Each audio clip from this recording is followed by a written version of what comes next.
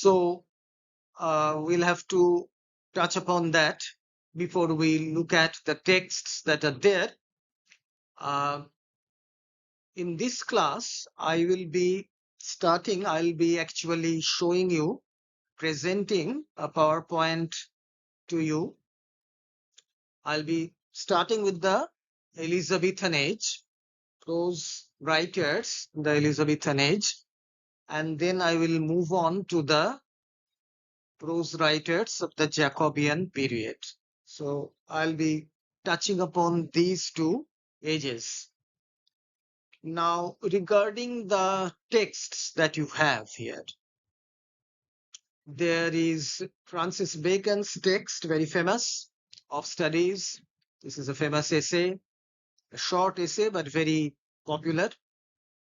There is Charles Lamb's Dream Children, a Reverie, James Joyce's short story, Araby, George Orwell's famous essay, Shooting an Elephant, and Jhumpa Lahiri's short story, A Temporary Matter.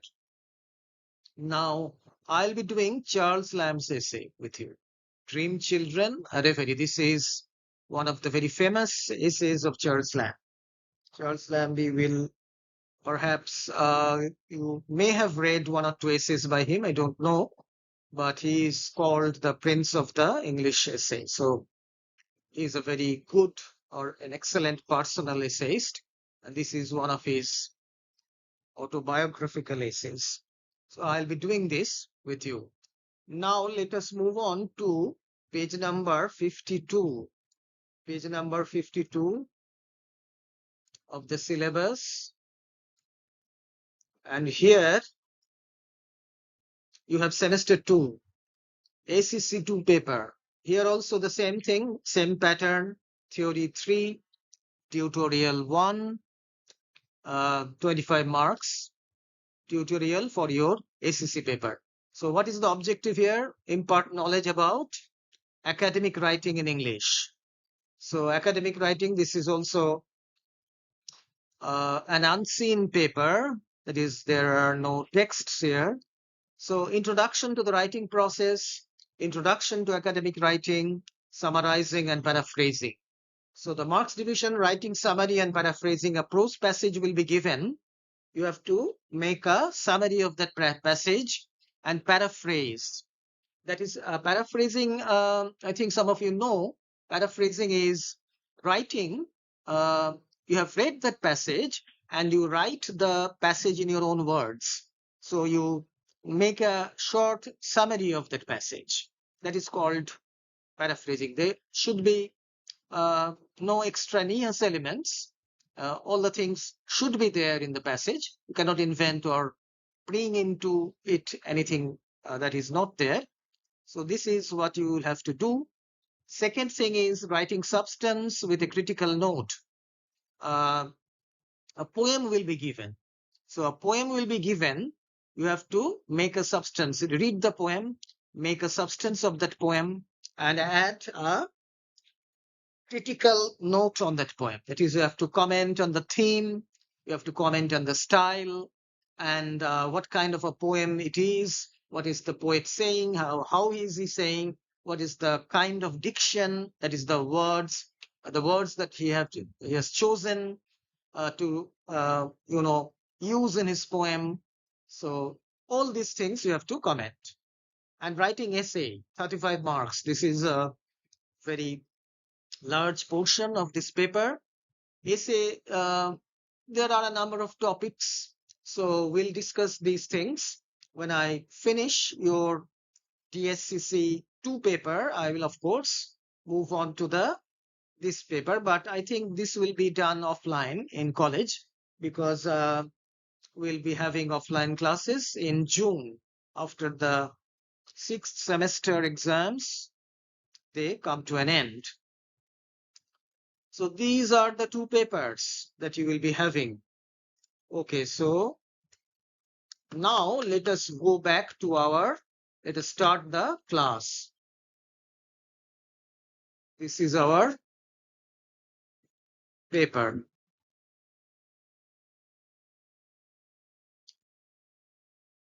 Okay, Now I will share with you the PowerPoint that I have prepared.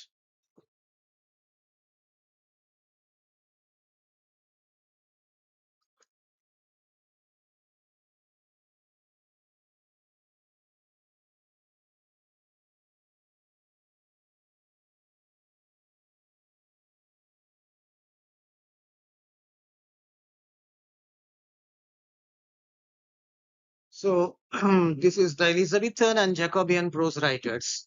This PowerPoint is titled Elizabethan and Jacobean prose writers, and let us begin our class. The first slide. Let us look at the first slide. I will start with the Elizabethan prose writers because they come earlier. You are familiar. I know that you are familiar with the chronology, the monarchy in England. So Elizabeth the First, Queen Elizabeth, she came to the throne in 1558, and 1603 is the year when she died. So this whole period, 1558 to 1603, it is called the Elizabethan age in honor of Queen Elizabeth the First. And the Jacobean period, what is the Jacobean period? It is the period when, after the Elizabethan age, uh, after the Elizabethan age, King James the First, King James the First of Scotland, he ascended the throne, and uh, this period from 1603 to I think 1625, most probably, if I am not mistaken, it is called the Jacobean period. But we have to first look at the reign of Elizabeth I. Now, you all remember, or you know from your reading of history of English literature, that is poetry, that the Elizabethan age is famous for its poetry. There were so many wonderful poets who appeared during this period. Of course, the chief of them is William Shakespeare. It is also known for the age of poetry and drama also. Shakespeare's plays are world famous, and you will be reading one or two of his plays later on. Then came some of his contemporaries, Thomas Kyd, then Christopher Marlowe, the university wits. Of course, Marlowe was associated with the university wits. You know that. There were other dramatists like John Lyly, then Robert Greene, Thomas Nass, Thomas Lodge.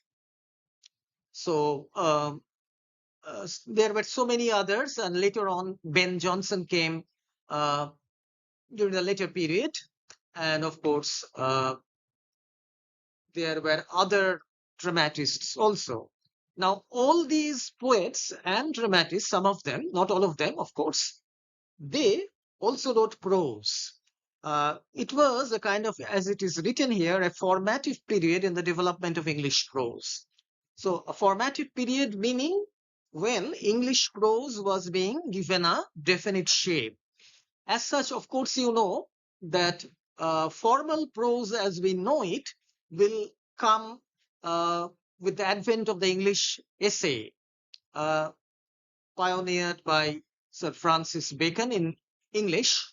Uh, he will be following the example of Montesquieu in France.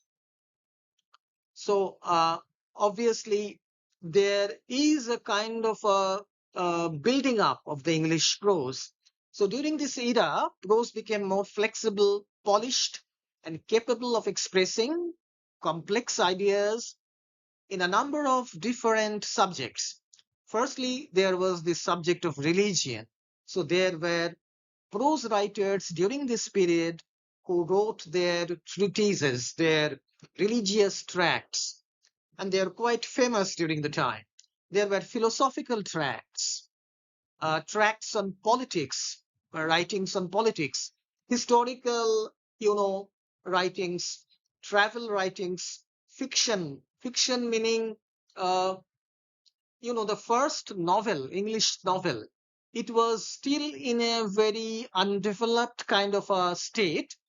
But one of these writers, one of the university wits, was responsible, or he is credited with the idea of having started this English novel. The seeds of the English novel were there in his one of his books.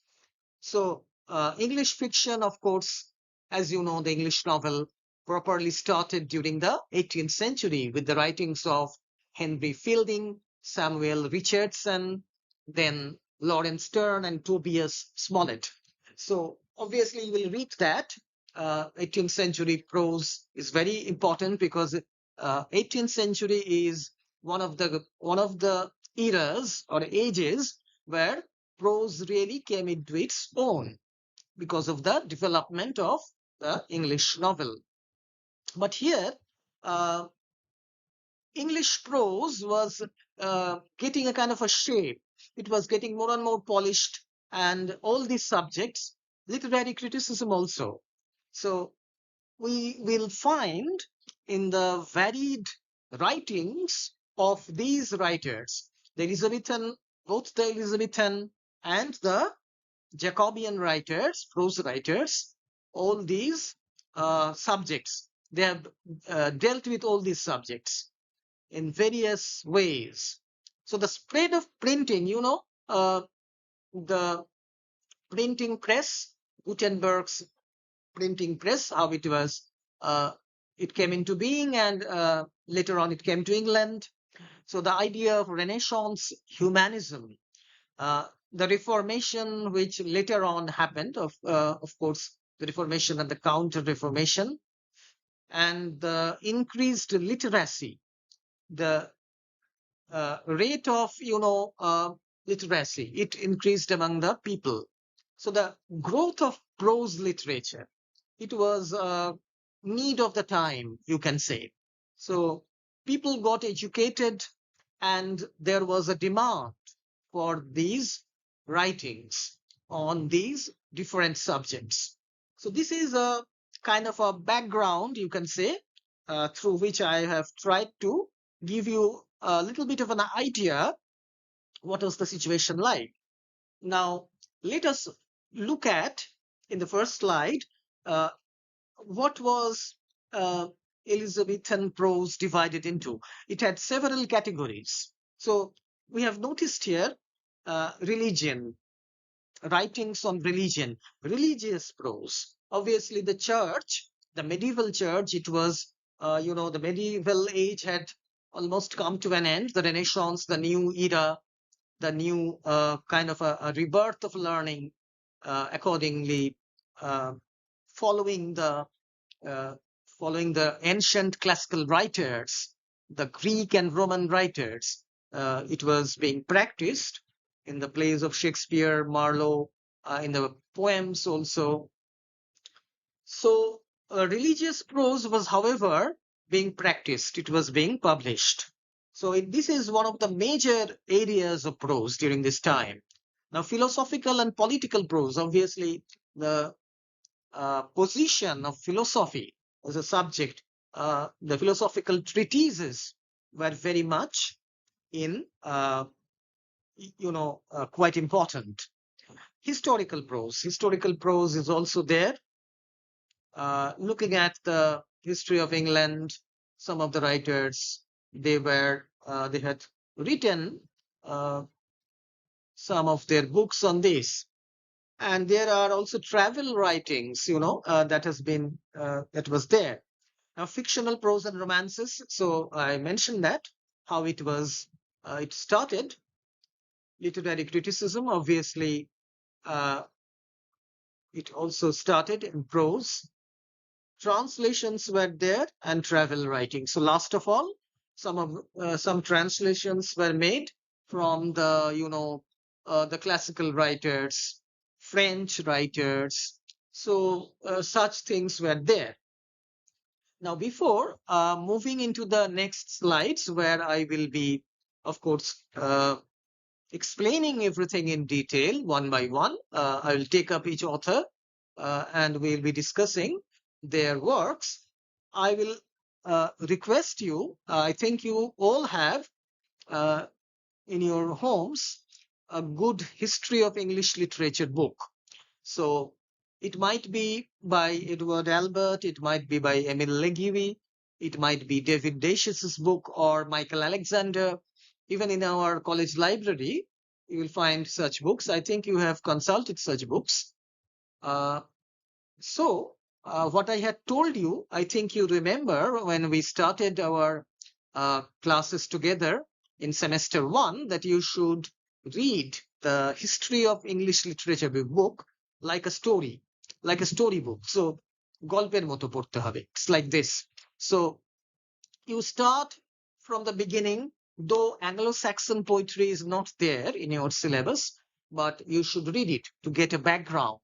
What happened in the earliest period, and from where did English come, modern English come, or medieval English come? So you have to know these things. So you will, I will request you to read minutely. I have tried in my own way to present these writers before you, but you should take up at least 2 to 3 good history of English literature books and complement what I have presented here with your own reading. Make up your own notes, and in that way, you will be able to obviously write good answers. So you have to build on this. This is just a kind of a foundational course or kind of a foundation for you, but you have to build up the house. It's kind of a peat, as it known in Bengali. So you have to build up your own house on this. So read extensively. So don't be satisfied with what I am giving you, but obviously you should add on to this. So with this little request, I think you are all very intelligent, and I know that you are also, you love English literature, you have taken up honors in the subject, and so you are eager to do well, all of you. So let us move on to the next slide. Let us start with each writer. This is a short kind of introduction, but you, as I told you, please look up each writer and you will get 1 or 2 works which have not been mentioned here. So it was not possible for me to incorporate all these into these slides, but please look up the good books, some authentic books on English literature, prose, that is. So John LYLY, 1554 to 1606, is one of the university wits. John LYLY, what is his importance?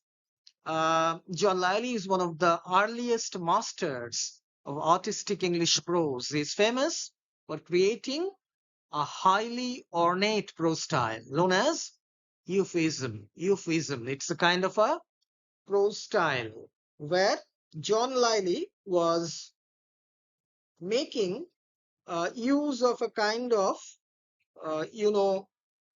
style of writing, we can say, which is known as euphuism. It is his own kind of a style where it is a very ornate or a kind of a decorative style, though it is a bit artificial, and of writing as well as speaking. So John LYLY actually used, why is it called artificial? Because he used an excessive amount of use of alliteration. You know alliteration? The repetition of the same consonant in a sentence. For example, the consonant D or consonant R or S, like that, which was a feature of the Anglo-Saxon poetry. So, or kind of he used some balanced sentence structures. And there were references to nature and to mythological elements in his prose writings. Now, he is famous for, this is called euphuism.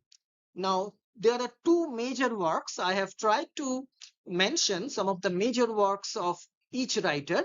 There are other works, of course. Please look up the history of English literature books. So, Euphues, The Anatomy of Wit, which was published in 1578. And he followed with this another sequel where he published his second book, Euphues and his England, in 1580. So two important books attributed to John Lyly, and there are a number of antitheses, figures of speech, alliteration, antithesis, to contrasting or opposing ideas are placed side by side. Classical allusions are there from mythology or history, as I told you. There are nature similes, some of elements taken from the plant kingdoms. So all these things are there. So John Lyly is credited with this uh, style of writing called Euphuism. And some of the features of his style, let us look at the features of his style. Now, this style is called Euphuism, and it is characterized by long balanced sentences. As I told you, his prose style is marked by these long balanced sentences, excessive use of similes and metaphors, so the figures of speech, classical and mythological references, alliteration and antithesis, artificial elegance. So it was a conscious effort on his part to build up a kind of an artificial and elevated style. So this is Euphuism. Now, Euphuistic style, there is a one sentence which we have here, quote, "The freshest color soonest fade, the tenderest blade soonest bow it."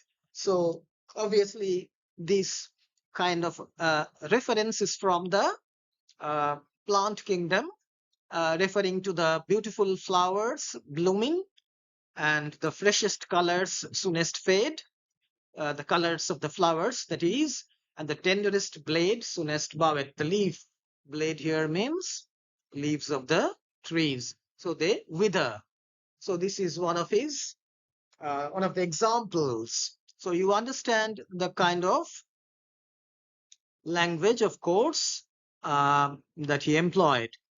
Now, what is his contribution to the development of English prose?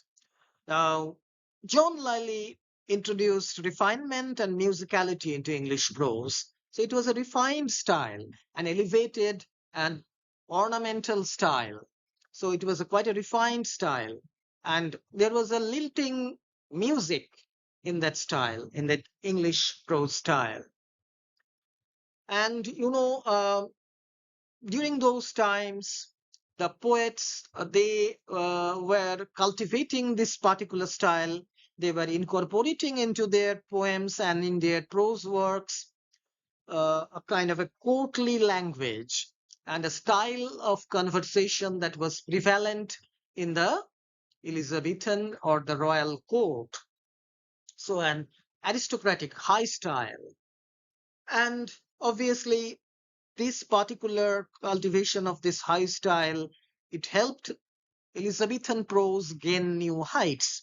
A new kind of literary dignity was attained by these writers.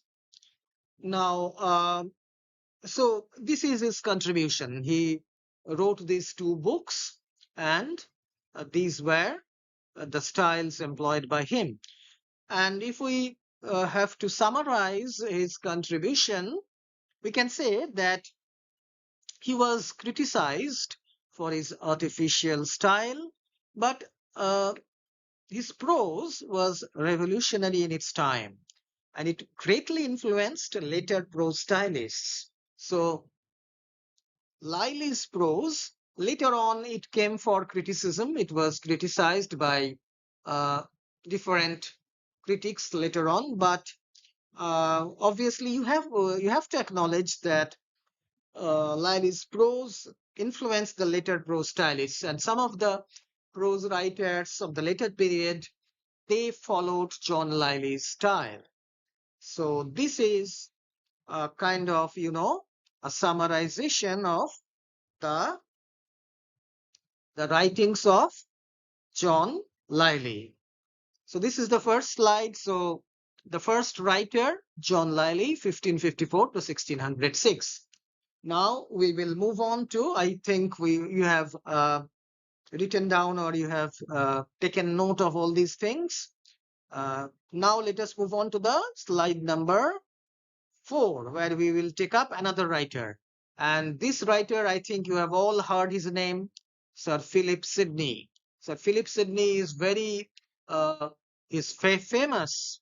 He was the ideal Renaissance gentleman. Sir Philip Sidney, he was a poet, he was a statesman, he was a soldier, he was a prose writer, he was a literary critic, and he was one of the most attractive figures in the court of the Queen, Elizabeth I. So his dates are 1554 to 1586. So he did not live long, but as you know, he died while fighting for the English army in the Battle of Zutphen. And you know perhaps the story of uh, related to Philip Sidney, that when he was lying injured, he was about to die. He was mortally injured. He knew he would die, and he was extremely thirsty. And a glass of water was brought to him. He was about to drink that glass of water, but he saw that one of his fellow soldiers was also lying a little distance away from him, and he was also feeling very thirsty, and he was looking at that glass of water in a very kind of a manner which Philip Sidney understood, that he was also very thirsty. So he decided to offer that glass of water to that unnamed soldier, that thy need is greater than mine. So it is a moving kind of a story that I had read. So I am sharing this with you. I don't know whether you already knew this, but this is a story that it obviously reveals his humanity. He could have drunk that water himself, but he offered, when he was dying, he offered that uh, glass of water to the soldier. Uh, it is a remarkable kind of a, you can say, a gesture. Well, let us move on to his importance in the history of Elizabethan prose. So, as I told you, Sidney was the ideal Renaissance gentleman. He was a poet, he was a scholar, he was a soldier, he was a literary critic, and his prose combines elegance with intellectual depth. Now, you will remember from your reading in semester 1 that he was the writer of that famous sonnet sequence, Astrophil and Stella. So you remember that, I hope. There are some remarkably wonderful sonnets in that sonnet sequence. So he was also one of the major Elizabethan poets and a prose writer as well. So he was a man of many parts, as it is said. Sir Philip Sidney, obviously, he was a knight. He has been knighted. That is why the epithet Sir is there. Uh, Now, some of his major prose works, obviously, two are there. Two main works: Arcadia, and an apology for poetry. It is also called Defense of Poesy. Now, Arcadia, it is a pastoral romance. And you will find in this particular work a mixture of adventure. There is a love element. There is heroism. Obviously, he was a hero in real life also.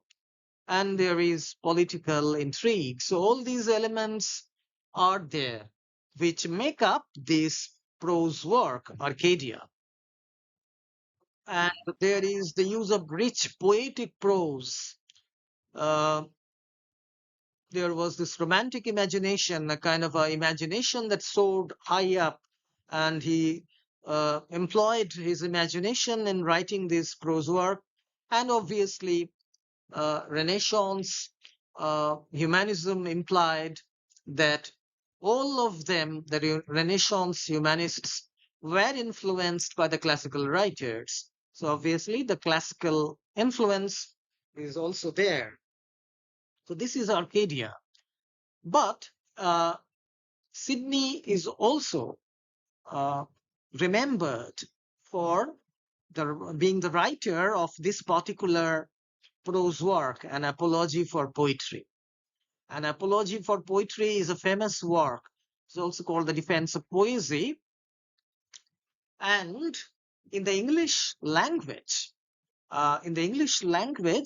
this is regarded as the first major work of literary criticism.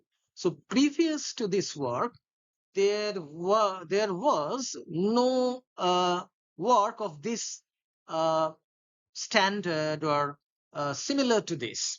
So he was kind of defending poetry from the criticisms of some of the writers of the time. And, some of the main ideas which are there, obviously Sidney is arguing about his contention. He is saying that poetry is superior to history and philosophy. So obviously, you have heard of the Greek philosopher Aristotle, Aristotle's Poetics. You will read about Aristotle's Poetics in semester 5, because there is this literary theory paper, DSCC-12, which you will have to study poetics. Now, Aristotle also emphasized on the importance of poetry. History and philosophy, he dealt with these two subjects, and he gave to poetry a superior position. Now, Sidney was arguing that poetry teaches morality through delight. It entertains the reader. It is a delightful vocation for the poet's vocation or calling is a delightful vocation. So the poet is a creator. He is a creator, obviously. He is creating something and a new thing using his imagination. And he's a moral guide as well. A moral guide. Why? Because he's telling his readers what is right and what is wrong. So through his poems, he is giving us readers an idea, or he is distinguishing between the right and the wrong. So these are some of the main ideas that we can find in An Apology for Poetry. And it is one of the major works of the Elizabethan age, major prose works. So obviously, what is the contribution? If we summarize Philip Sidney's contribution as a prose writer, what will we find? Obviously, he established the, this literary criticism, this field of literary criticism in England. So previous to Philip Sidney, this kind of attempt at writing criticism was not there in the English language. And obviously, English prose was elevated to a kind of, or to a level of philosophical seriousness. Therefore, we can look at Sir Philip Sidney's contribution as being quite phenomenal, quite, substantive, significant in the history of Elizabethan prose. So this is the second writer, our second writer after John LYLY. So this is the second writer. Let me move on now to the third writer. To our third writer. Just a moment. Yes.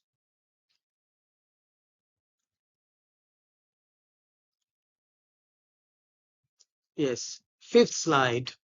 Sir Francis Bacon. So Sir Francis Bacon, another great Elizabethan as well as Jacobean prose writer, because Sir Francis Bacon's dates, as you can see, 1561 to 1626.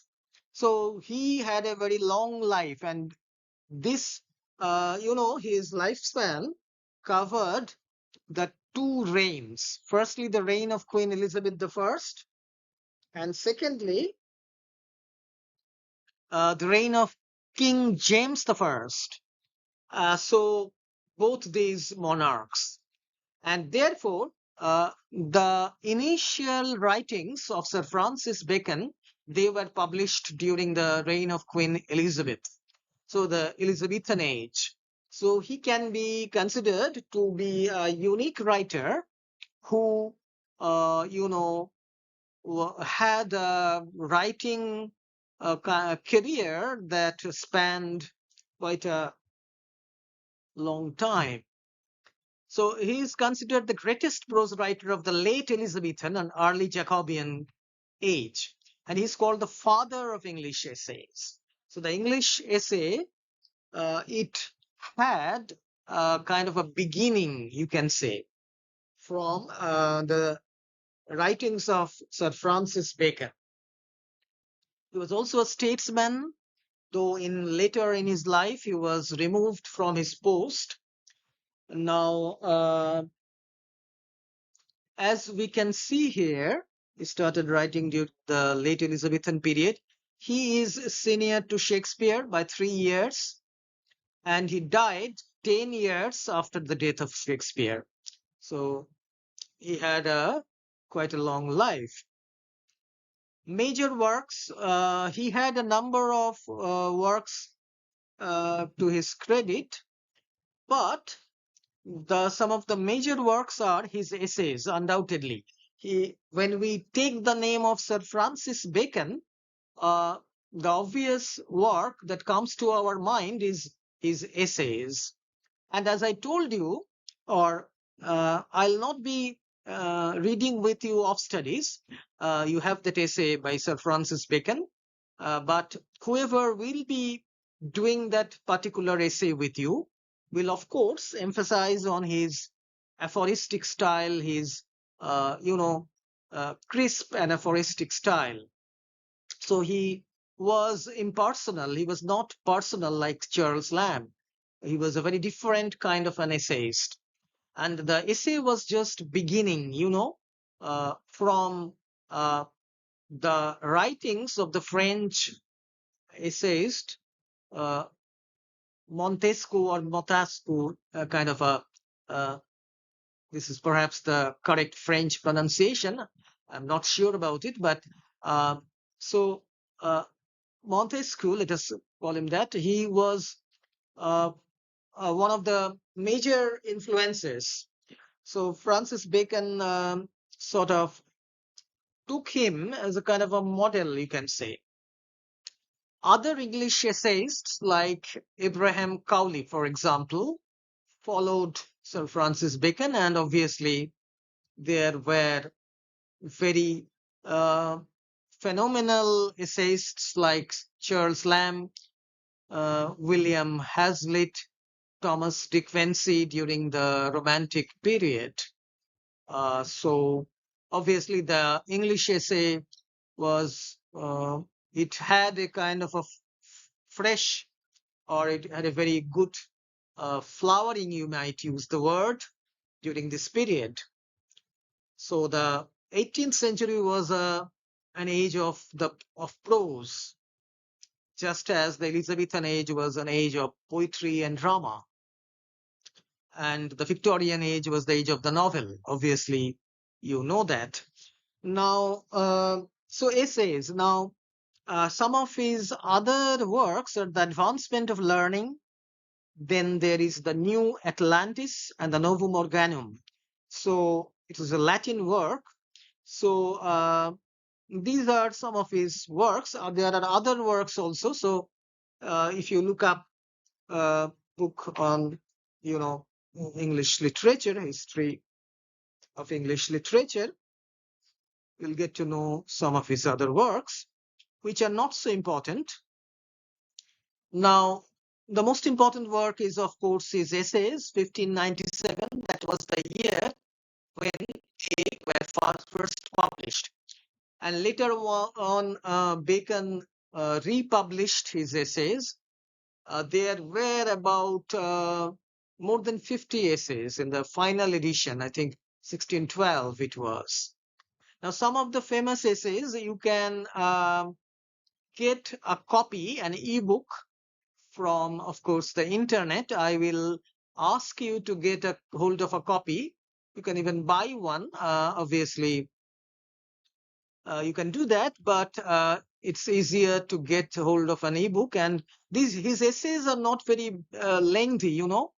They are not like the essays of Charles Lamb or Hazlitt or Dick Quincy, not like that. So they are very short, especially of studies. It is a very short essay, but it packs in a number of ideas. It is so pithy, so aphoristic. There are so many ideas packed into the sentences. Some of his important essays are of studies, of truth, of friendship, of ambition, of revenge, of death. So all his essays, they begin with this pronoun of. So there is this of first. So he is his style. Let us look at his style. So they are concise. So that's the first thing that you will notice about Bacon's essays, that they are concise, that is quite brief. They are not long essays. Aphoristic. Now, aphorism, what is aphorism?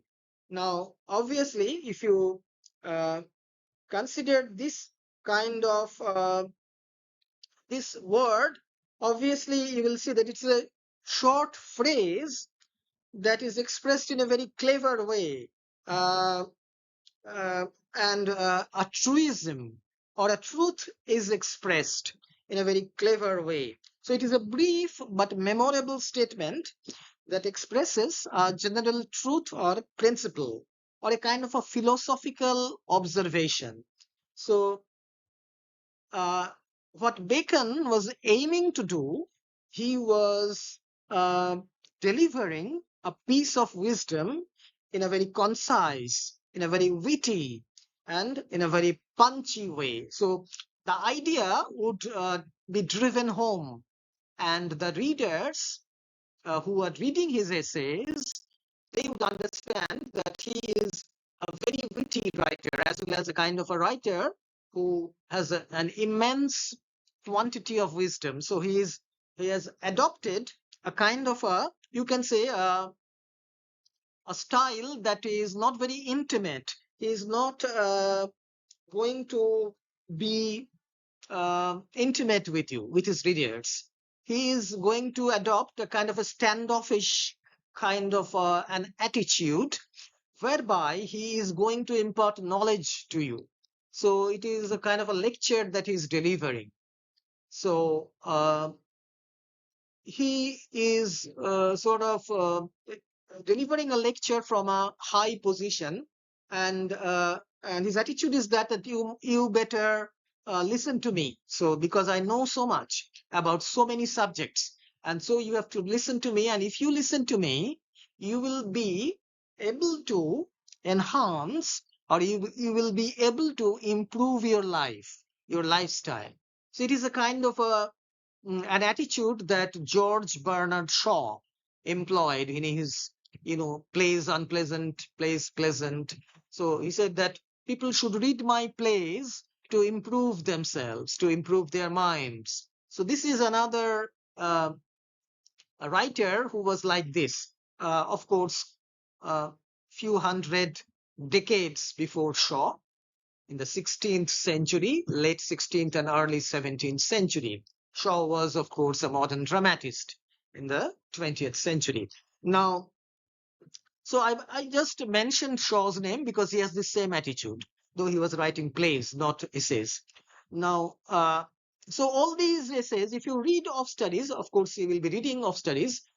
You can read it yourself before it is taught to you. You will find Bacon is rattling off all the subjects that would be beneficial for the studies, for the study of a particular aristocratic person. Remember, he is not addressing the common man. He is not addressing the common man like Charles Lamb or the other romantic essayists. He is writing his essays only for the benefit of the aristocratic gentleman, the young gentleman, aristocratic gentleman of high birth, who perhaps is attached or who will be attaching himself to the royal court. And he will be visiting foreign countries. He will be perhaps visiting foreign countries. Now, how he should conduct himself. So, there. And if he reads all these essays, he will have a fair idea of how to, uh, you know, behave in the company of exalted personages. So, it's like this. So, Bacon is saying in a very condescending way, he is as if making a kind of a favor. He is doing you a favor by writing his essays on sundry subjects. So there are so many subjects. I've just mentioned 4 or 5 of the titles of the essays, but if you look at his essays, you will find so many different subjects. There are so many subjects he has touched upon, and true to say that he has very deep observations on them. So first is concise style, aphoristic style. You understand what is aphoristic style? Practical. He offers practical advice to his readers. So of studies, he is advising what books you should read to improve your mind, and what uh, books would be beneficial to what kinds of readers, and what ailments would be cured by your reading of some of the books which would give you uh, certain knowledge about your development of the mind. Intellectual, obviously, that is of high intellectual quality. Epigrammatic, so epigrams. Epigram, it's a figure of speech, where it is a witty saying. So Bacon was also a very witty person. He often is quite funny, and he has some witty sayings. He conveys his meanings with witty sayings. So his style is like this. An example is given. Reading, this is from Of Studies, quote, reading maketh a full man, conference a ready man, and writing an exact man, unquote. So if you read, you will become a fully developed, intellectually developed person.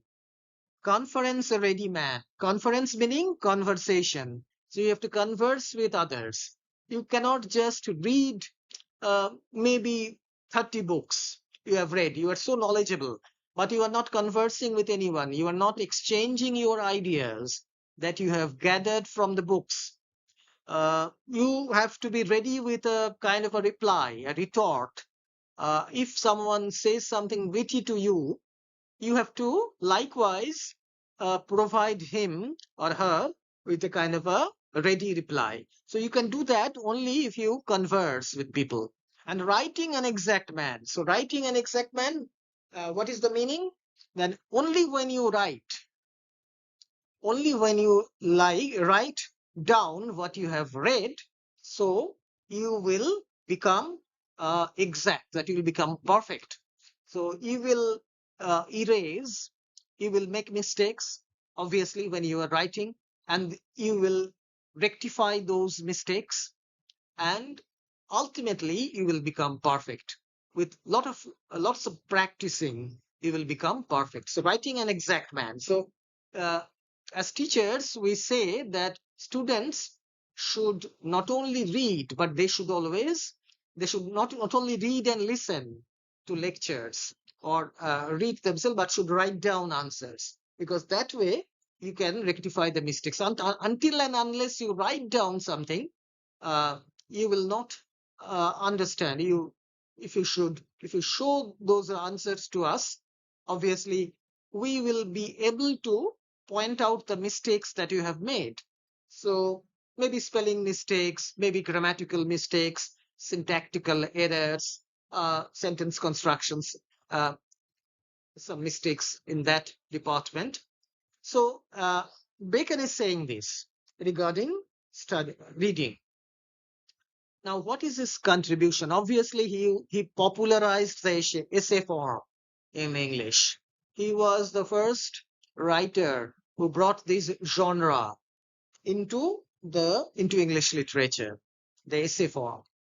Introduced scientific and empirical thinking into prose. So these